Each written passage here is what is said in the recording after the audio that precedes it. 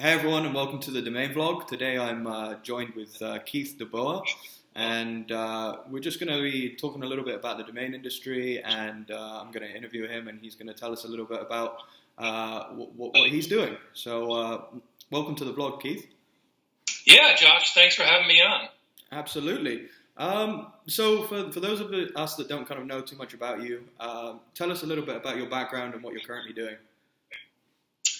Well, I have a full-time job. I'm a part-time domainer. I work full-time for a nonprofit, and I do brand protection, and that's my main activity is brand protection for the organization, keeping their trademarks clean and copyrights and different things. Oh, that's really interesting. Stuff like that. That is really interesting. I didn't know that about you. So you kind of get to see both ends of the spectrum. You get to see the people that are right. So yeah, wow. Yeah, we don't have any problems really with squatters or anything like that, but we have competitors that like to use our brand, like to compare or like to use it in their Google ads and stuff to drive traffic, and things like that. That's pretty cool. Yeah, so we have to get after those people and tell them, no, you can't do that. It's a trademark term. You can't use it, so on and so forth. That's cool. So how long have you been kind of part-time domaining? I started in 2014. Okay. Early 2014. I looked that up in preparation for this interview. I did some back research. That's cool. So how did you get into it? What got you started? Well, I was just looking for some kind of a side gig, and something I could do on the web at home on the computer. And I got on YouTube and I started seeing some videos about domaining. There's money to be made in domaining. And interestingly, one of the ones that I saw that I liked was Morgan Linton.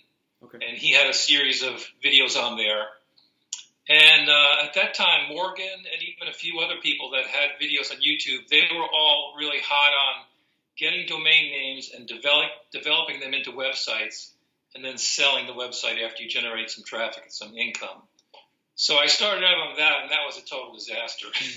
Yeah, I can imagine. Yeah. Yeah. Because I had to learn everything from scratch. I didn't know anything about domaining or developing so I learned WordPress, and I set up a couple of directory sites, and I did generate traffic, put a blog on there and everything. I'm a pretty good writer, but they never became profitable. And then I did sell them, but only for like a few $100s or something on Flippa. And so in terms of my time, it was kind of a big wash. Yeah, not worth it. So are you doing any development at all anymore or not? No, I don't really enjoy it. So I've got to be honest. I've tried the development thing in a variety of different niches, and it is tough. I think you've got to really know what you're doing. So yeah. No, absolutely, I understand. So so you got into it in 2014. So about 4 years now. Yeah. How was it in the first couple of years? Did you find much success right away, or did it take a lot of work? Yeah, it takes a lot of work. This domaining thing, I know if you go on YouTube, there's so many. I just went again today just to sort of, I knew you were going to be asking me things about 4 years ago and how I got started, so I wanted to refresh my memory. And there's so many videos on there that sort of with the get-rich-quick scheme type of attitude about domaining. And so they don't tell you that the truth is that it's a lot of hard work. There's a ton of stuff to learn, and that there's a huge learning curve, and that, like many businesses, most domainers never turn a profit. No. Not everyone's successful at it. No, you're right. I mean, so I get I've only had the domain blog up since the beginning of 2018, but in that time, I've had a lot of kind of newer domainers come in and they watch my blog a lot and read the blogs, and it's amazing how many new people come into the industry and exit pretty quickly just because it isn't a get rich quick scheme, and it does take time. I know that when I got into the industry, my first year was, I was definitely in the red. I wasn't making any money. So, but it takes time, and it's very rare for someone to come in and hit the ground running right off the bat. So, I think for a lot of people that kind of watch these things and watch the domain Sherpa and those kind of shows, they got to realize that it takes a lot of work, it takes a lot of time. So yeah. So prior to getting into the domain industry, you said you were working for this nonprofit? Did you have any kind of background in IT or some kind of knowledge on the web, or was it just out of pure coincidence that you got into the domain industry? It was pure coincidence. I don't know. Yeah, I just was trolling around on YouTube and I came across, something about domaining, and I just said, "Oh, this looks interesting." My initial idea, maybe this was, I don't know how it happened, but originally I started buying domains that were associated with the marijuana industry because several states or a couple had just legalized marijuana. And so I thought, well, this is a big emerging market, and I bet you that if you get some domain names in that space, you could make a lot of money. And there's many, many people that had that same idea. Even by the time I had it, and I got the idea, I think there was only 2 states then that had legalized marijuana. Now there's, I think, maybe 7 or something. But even by that time, a lot of the really good names were already gone. Yeah. And that was what my first site was. The development site was a directory of, I think it was called Colorado Pot Shops was the name of the domain. And so it was a directory of all the marijuana shops, illegal shops in Colorado. And I wrote a blog, and it got quite a bit of traffic, but I just couldn't monetize it. And so it was a ton of work. Yeah, that is. So did you have much luck with the marijuana domain names? I didn't. Most of them I just let expire. Okay. But I do still have a few, and I have sold a few. Several months ago, I sold upcannabis.com for $4,000 to a startup in Canada.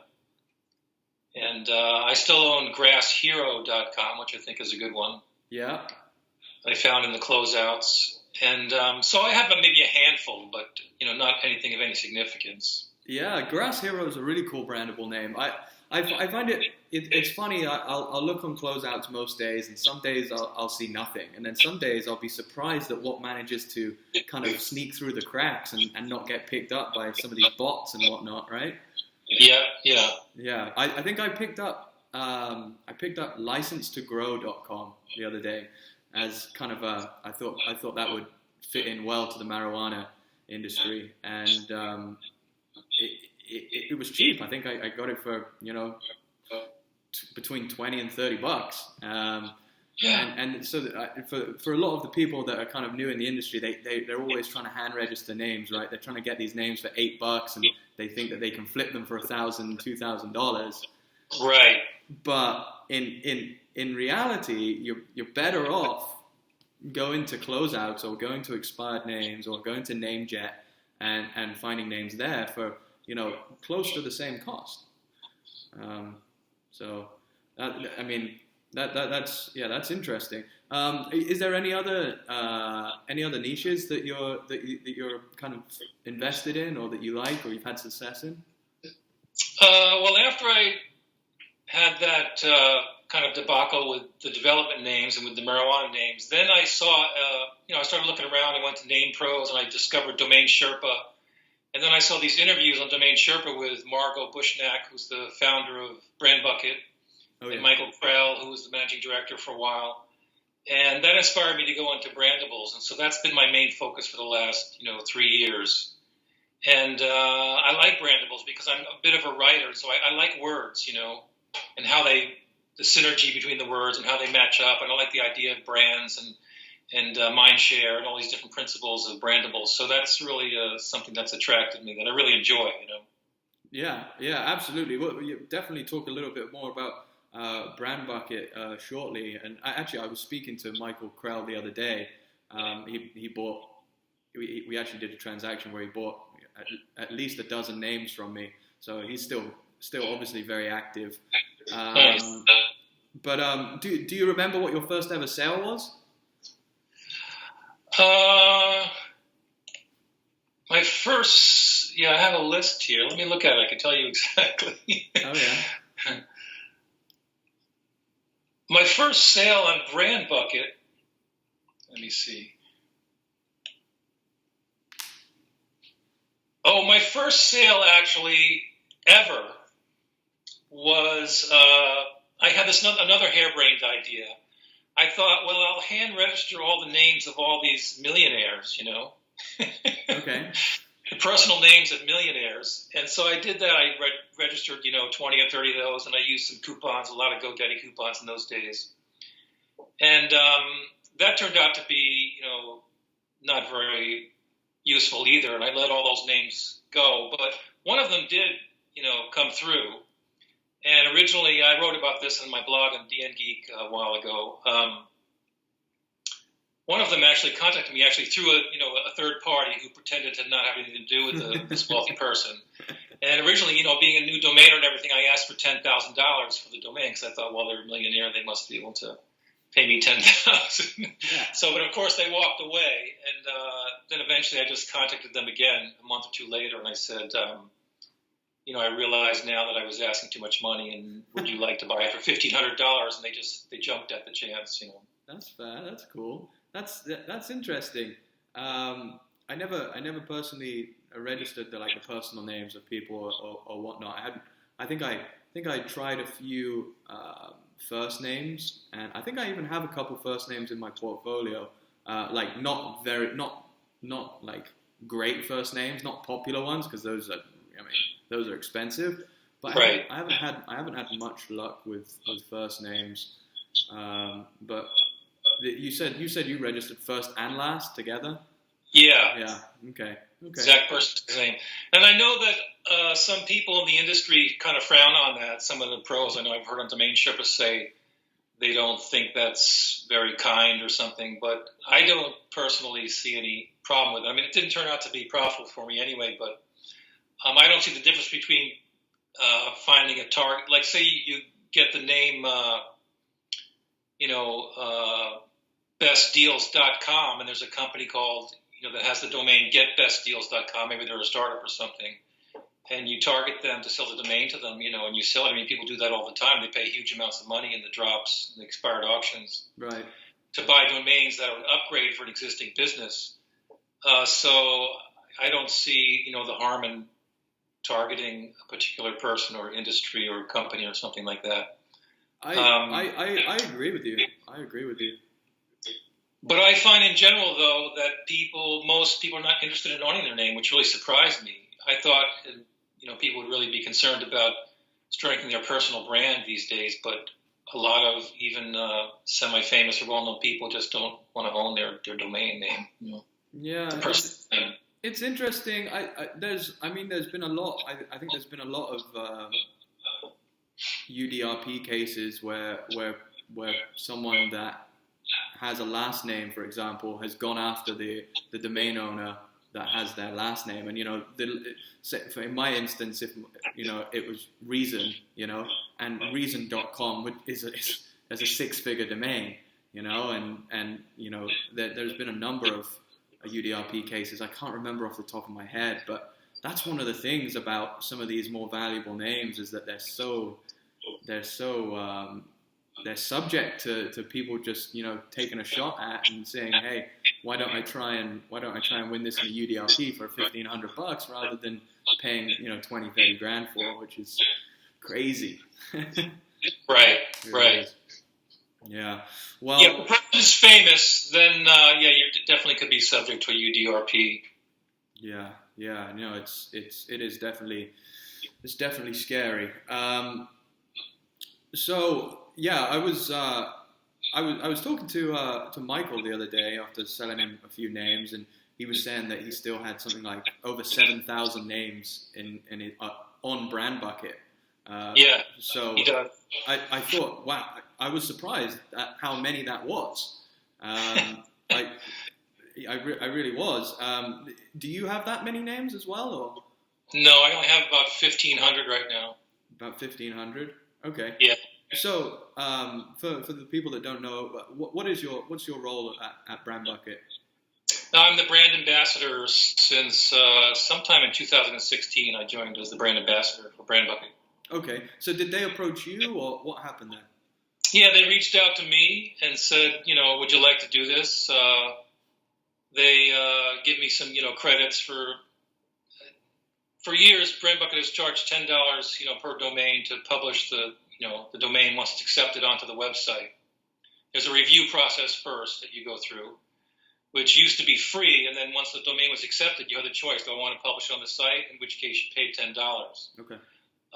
And so they started offering me credits so that I could publish my names for free in exchange for doing a little, public relations work for them, going on Name Pros and answering questions and telling people, if you're new, send me a direct message and I'll help you out if you're having any problems. Just sort of greasing the wheels on the social media sites and stuff and forums. Okay.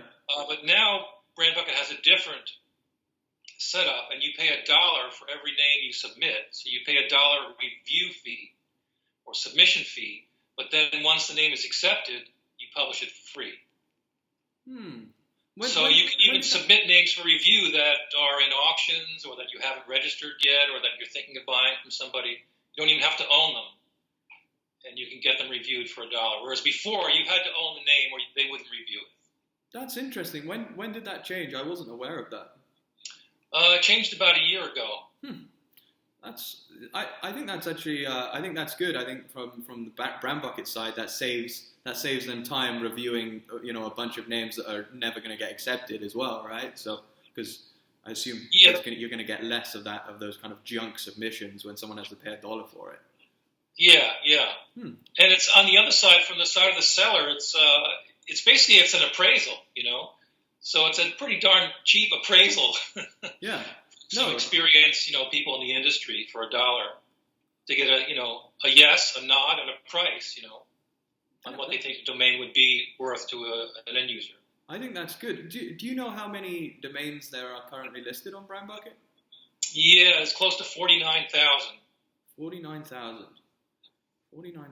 Okay. So, I mean, that's a lot of domain names. So, Brandbucket, they charge 30% commission. Is that right? Yep. Yeah, 30% commission. So, I think some people in the industry, they're probably going to argue 30% is a lot. What is it that you think Brandbucket does to kind of earn that 30%? Yeah, it's the highest in the industry, but I'm pretty sure that all of their competitors charge the same commission, like Brandroot and BrandPaw and right. Namerific. I think I can't say for sure. I know GoDaddy and Flippa, I think Cedo and Flippa charge 10%. GoDaddy charges 20%. I think 20% is sort of the average. Right. So 30% is on the high end, but it is sort of seems to be the standard for the brandable niche, boutique marketplaces. And I think that what makes them different is that they really give it, some special attention. If you list a name on Afternic or GoDaddy or something, it's just a listing in the computer. It's just in their database. Yeah. It doesn't appear anywhere. Whereas Brandbucket, they'll make a logo. It goes on their site. It's very searchable, not only by keyword, but by category and by attribution and different things. They've spent a lot of time setting up their algorithms so that if someone types in the word, drone or tech or design or something or, whatever it might be, they're not just going to get words with drone or domains with the word drone in them. They're going to get domains that just have a flavor of drone or of flying or of, of that particular industry. You can also search by industry in addition to searching by keyword. So, and they've been in business for, I guess, 10 years or more now. Okay. And they have a lot of connections deep in the startup industry because they are startup people themselves. They're startup entrepreneurs themselves, Margot and her husband. And so they have a lot of deep connections in the industry, and a lot of people just come there regularly. A lot of people that own incubators and that are startup investors and stuff, they go to the Brandbucket site regularly or get the newsletter, the weekly newsletter, and they have lots of repeat, buyers. That's really good information. And one thing I will say from my point of view is I think that the landing pages that they create are very, very good. They look very professional. I think they're the best ones out there. So I think that's another great thing that's going for them. Yeah, and then when people go to the name, they see the site, they know they can just click and use their credit card. There's also a salesperson they can call and speak to, to ask questions about the transfer process and if they need some hand holding or whatever. So they do provide a lot of service, but there's no getting around the fact that 30% is a lot, but Yeah. they feel that they deserve it, and a lot of domainers feel that it's worth it because they get sales that they wouldn't ordinarily get just listing on Afternic or Cedo or something. For sure. So for people that want to start listing their names on BrandBucket, or they want to get into the brandable space, would you have any recommendations for them? They could just go there and just sign up for a free account. Okay. And then in terms of getting started in the industry, I recommend to do what most people don't do, which I didn't do, which is to learn first, buy later. Yeah. Don't jump in, so fast, because most people, they just go crazy hand-regging a couple hundred names, and, that's how you end up losing money, really, in domaining. If you just start too fast and buy a bunch of stuff when you don't know what you're going to buy. Even in the drops in the GoDaddy expired auctions, I have sold some stuff that I bought from the expired auctions in my early days, but a lot of stuff I bought there, I've dropped too because they weren't good purchases. Yeah, I would say you've got to be careful now with the expired auctions because they climb up to some astronomically high prices sometimes. So yeah, a lot more than what 2 or 3 years ago. I don't remember them. Some of these names selling for as much as they are now. It seems to be. No way. It seems like it's getting a lot more competitive, and I think that probably has to do with more people entering the industry, and I think the domain industry in general is actually doing very, very well right now. So So from another question on the sales point of view, do you have a particular sale that stands out to you? Is there one that you're most proud of? Well, recently, as I posted on NamePros, I recently sold my first 4letter.com for $6,400 on BrandBucket. So, the highest sales tends to be, and it's the most recent and the highest, so it's one of my favorites right now. That's cool. Yeah. But I really like the Up Cannabis sale. That was a lot of fun, selling that to this company in Canada, and it's not the kind of sale you see often, so that one stands out as well. But the others that I've sold on BrandBucket are just sort of, run-of-the-mill brandables. Yeah. And $2,000 to $3,000 range. Yeah. So is that the sweet spot, kind of like $2,000 to $3,000? Yeah. For BrandBucket, it's between $2,000 and $3,000. Now I noticed that at NamesCom, GoDaddy did a fantastic presentation, and it's on YouTube if people haven't seen it. And they talk about their sales, and they say that about 80% of their sales are between $500 and $5,000. And they break it down even further than that. But that's the general idea, is that you don't want to price your domains too high because there's just less sales up in that area. There's less customers, that are available and have the funds to buy those high-priced names. So that sweet spot, I think for them too, is probably between $2,000 and $3,000. Yeah. I was actually sitting in on that conference as well. I didn't realize you were at NamesCon. Did you spend through the full amount of time there? Yeah, I got there a day late. I had some problems with my flight, but yeah, I was there, and I was there the year before also. Oh, really? Yeah. Sorry, I didn't get to meet you. It was the first. Yeah, I know. There was a lot of people that I didn't really get to meet when I was there. I didn't do a very good job on the networking side, I've got to say. But it was the first time that I went, actually, and I thought it was great. Actually, I had a lot of fun. I thought GoDaddy did a really good job. So It did.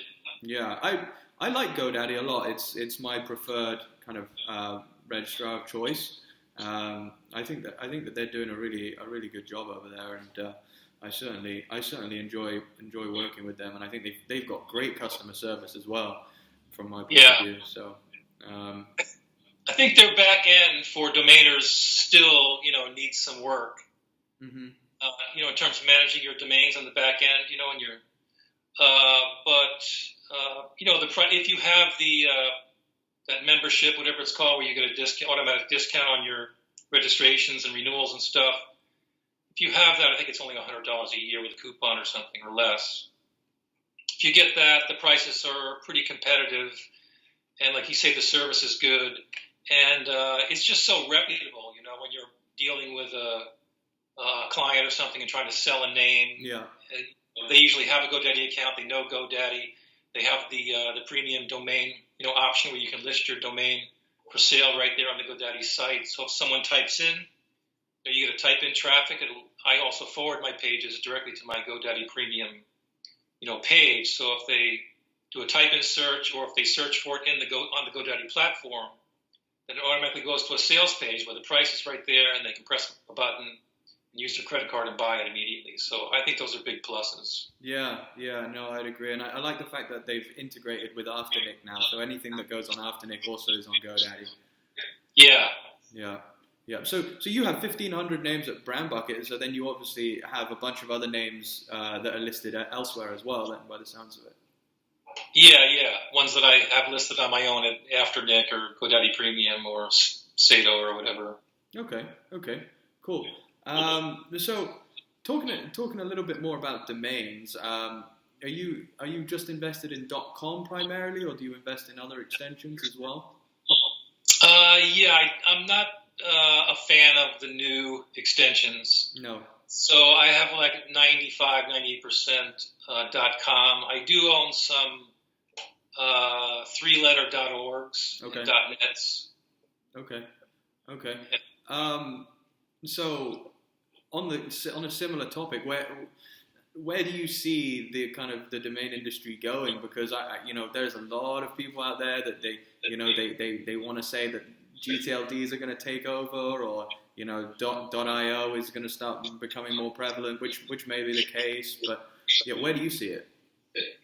Emoji domains. There's opportunities, not a lot of them, but you can find opportunities in domaining in lots of different places.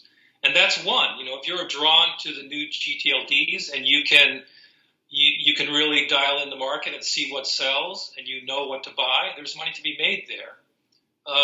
It just hasn't drawn my attention, but that's definitely a possibility. Yeah. There's also, as you mentioned on one of your earlier vlogs, that these short names now have come down in price in the last 2 years, and they're pretty much approaching the 2016, 2015 price levels, and they seem to be flattening out. And, those of us that own them are hoping, that this is the bottom. And if it isn't, it's pretty close, I think. So it's, to me, seems like a good time when those are pretty good investments. They're not, they're not at rock bottom prices, but they're at real prices that could appreciate, I think, 10% a year or more, maybe for the next few years. And then, of course, if you can find an end user, then it's a tremendous, profit-making potential there. Exactly. That's something that's a message that I do try to deliver, and I think I have at least 100 4-letter.coms, and I didn't get them all cheap. There was time I got 2015, 2016. I paid more than what they're going for now. $400 or $500 for some of these that are now going for $250. Right. But the thing is that they're still liquid at that price, right? They're still liquid at $250 or $300, and I still have the upside of being able to sell them for $5,000, $6,000, $7,000 to an end user. So exactly. So that's why, in my opinion, they're still very good. Even if they do go down slightly in liquid price, they're still very good investments, because most names don't have that kind of liquid value. So right. Yeah. So what about emoji domains? Do you know much about those? No, I haven't looked into that much. There's always a new, trend, and if you can get in on the ground floor, there's the potential for money to be made. But emojis, that just seems like such a ridiculous idea to me. but I may be proven wrong. Yeah, I don't get them either. But there are people that think that those are gonna take off. So I haven't looked too much into them either, but I tend to ask people that I speak to if they've heard of them, and nobody has, not yet anyway. Yeah, that's one of the things that I do enjoy doing. I like going out to the general public and asking, have you heard of Dot Guru or what? And they'll say, Dot what? Dot Guru? What are you talking about? So, okay. So you invest mostly in brandable names, and you said you've got a few three-letter .nets, three-letter .orgs. Is there anything in particular that you're looking to get more of in the future, or what's your strategy moving forward? I'm just drawn these days recently to the short names, 3- and 4-letter names in .com and .org, and some .nets as well, because I found that at one point, for quite a while, a year or two, I probably had about 2,000 names. About 1,500 or more. I think I had as many as 1,750 on Brand Bucket at one time. But I found I was spending a lot of my time just managing my portfolio, adjusting the name servers and renewals and pointing them here and forwarding them. And so I started to think, well, I want to diversify a little bit and have some names that are liquid and also that are a little higher price. That when I do make a sale, the return on investment is pretty big. Is bigger than that nice, $2,000-$3,000 sale on Brand Bucket. So, I'm just looking at the short names. I think there's some opportunities there, and I've slowly been investing. I have about 75 3- and 4-letter names in .com and .org.net. Wow, that's good. That's really good. I'm in a very, very kind of similar boat. I think that 3- and 4-letter names, you just can't argue with sales history. So, they've got a history of selling. So, yeah. There's some liquidity there and a chance for an end user sale where you could really make a nice return. Yeah, exactly. Especially on the 3-letter names, those ones are really. When you find an end user, they really heat up. So, yeah. Well, that's really interesting. So, I know you spend a little bit of time on Name Pros. I spend quite a lot of time on Name Pros as well. I actually think it's one of the best resources on the web for any new domainer coming into the industry. Do you find yourself buying many domains on Name Pros? Mostly I sell, but I have bought a few there. Okay. I've made a lot of sales there. So when sales. So when you sell on Name Pros, are you selling at like wholesale prices or? Mainly, I'm selling domains that are listed on Brand Bucket. Okay. And so I'm not making, a lot of times I'm just liquidating getting my money back basically on my investment on a name that I have listed at Brand Bucket. So it's an opportunity for people to get started with a portfolio right away on Brand Bucket. They can buy 5 or 10 names or 20 names and get started. And then it's an opportunity for me to just sort of turn over my inventory and keep it fresh. And as I grow and learn, and want to sort of orient my portfolio in a little bit different direction or something, I can sort of massage it a little bit. Yeah. No, I think that's a really good idea. It's actually something, since I moved full-time into the industry, it's something that I decided was important to do in that, sometimes you want to keep sales moving, right? Even you want to keep liquid, some liquid money coming in and going out or whatever. And so I created a wholesale thread, and I've had a lot of success from just, getting down those prices a little bit. And, I've sold dozens and dozens of names in the last 2 or 3 weeks on Name Pros, and that even to Michael Krell, right? And actually a lot of the people that are buying the names from me, they're pro domain investors, people that are doing it and making money on it, and some of them are even full time. So I think Name Pros is actually it's a very good outlet that that just people that are new in the industry they should definitely be looking to utilize more and more. both from the education standpoint and the buying and selling standpoint. So, yeah, the only caution I give about name pros is that not everyone. In fact, I don't know what the percentage would be, but recently there was a survey on there, and it said how much profit have you made since you've been in domaining? Have you lost this much, or broken even, or made this much, or this much, or that much? And, more than 50% of the people who responded to the survey said they had lost money in domaining. So the point is that most people are anonymous there, and so you just want to be careful who you're taking advice from, because you may be, in some of these threads, taking advice from people who really don't know what they're talking about, That's a really good point. You have to sort of be careful. And I recommend to people to go there and make friends with someone who seems to be successful, has posted sales, who seems to have a measured approach to the industry and has been around for a while, and then make friends with them and see if they will be willing to mentor you a little bit. That's a really good point. That's a really good point. I do remember seeing that thread as well, and I wasn't shocked that 50% or more of people were lost money. What I was shocked about is that it seemed like everyone answered fairly honestly. Yeah, right. But I think there's a lot of speculative investment. I think that people are probably losing quite a lot of money in GTLDs where the renewal prices are absorbent amounts of money. And the thing is, who are you going to take advice from on that matter? Because it's a new subject that people are kind of taking a gamble on. It's all a little bit of a gamble, one way or the other. I think it's more you've got to be able to measure what is less risky and what is more risky, right? So that's definitely. Yeah, there's not a wide margin for profit in domaining.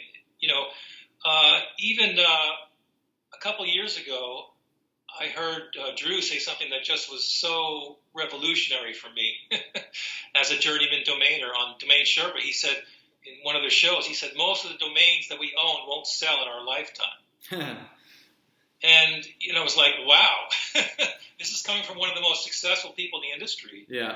And then I realized that, even these pros, they have their sell-through rates, their annual sell-through rates are low. It's a speculative industry. And so you can make money, but it's also easy to lose money because the profit margins are thin. When you look at these sales on Name Pros or whatever, Name Bio, and you say, oh my God, that domain, sold for 5,000 or 10,000 or 20,000. I have a domain like that.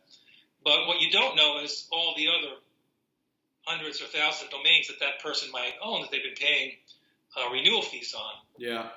It's the kind of the Mike Mann story that a lot of people. I was about to bring that up. Don't know if Mike Mann is really making money, even though he has tons of sales and great returns on investment, because he has so many other domains that he's not selling.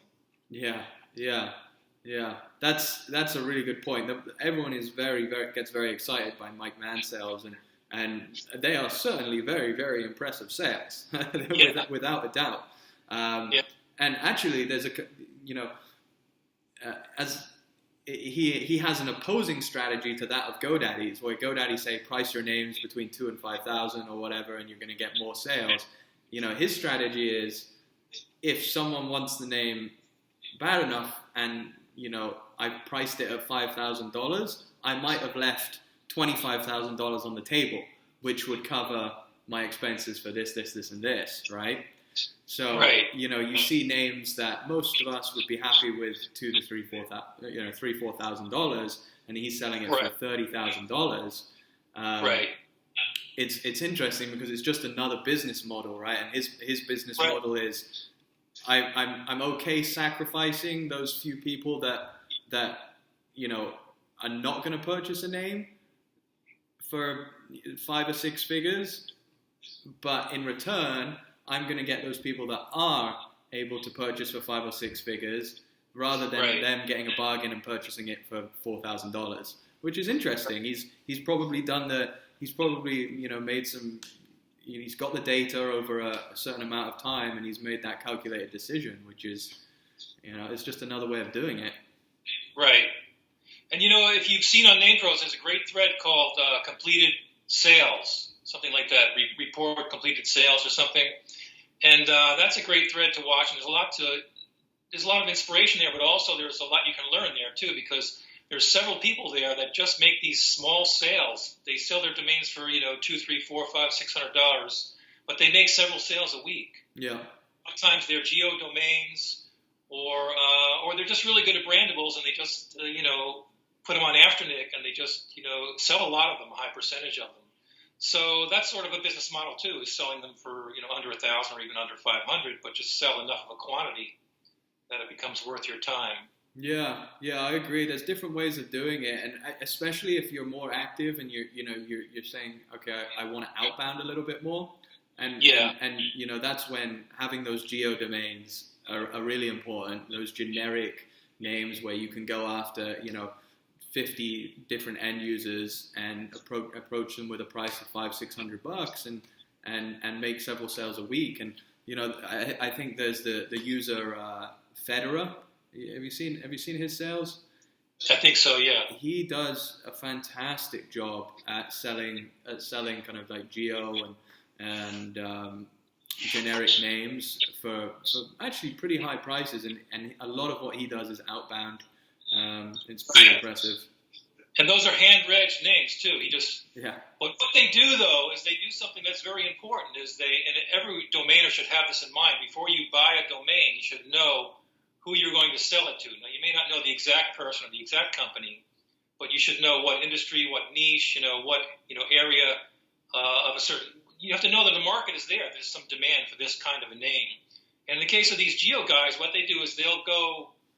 I don't know exactly how they do the research, but they will find 5 or 10 or 15 businesses that are in air conditioning or whatever in a certain city, and then they'll get the Johnstown air conditioning .com name, and they'll hand reg it, and then they'll go approach those 15 or 20 companies and sell it. So they know in advance who they're going to approach before they even register the name, is my understanding, and that's how they're successful. Yeah. They don't register them at random. Yeah, that's a very good point. That's a very good point. Okay, so if someone wants to get in touch with you, Keith, maybe they there's certain type of name that they're looking for, or a certain type of name that you're looking for. Is there anything in particular that you would want? If you said you were looking for 3-letter.coms or 3-letter.nets. Is there any other names that people can approach you with? Yeah, the 3 letters I'm buying are .org and .net. I don't have the budget for .coms yet. So yeah, if anyone has any 3-letter, particularly .orgs that they were looking to sell, they could contact me on NamePros, or my email is keith@brandtrapper.com. Keith at BrandTrapper. By the way, is BrandTrapper.com, is that developed or not? No, it's just sort of a landing page, and I have a widget on there that shows all my domains that are listed at BrandBucket. Okay. But I haven't spent much time on that. Okay, cool. Token website, just so I can have an email address. I see. Yeah, that makes sense. For my outbound stuff, or my negotiations with clients and stuff. Cool. Excellent. Well, I really appreciate you speaking to me today. I think it's interesting to sit down and speak with you, and you're actually the first person that I've spoken to on the blog. So maybe you'll go down in the domain vlog history. Okay, good. Well, thanks for having me on. It's been a lot of fun. Yeah, no, absolutely, and. So if anyone wants to reach Keith, they have 3-letter.net or 3-letter.orgs. You can get in touch with him. Thanks Keith, and we'll stay in touch. Okay. Thanks.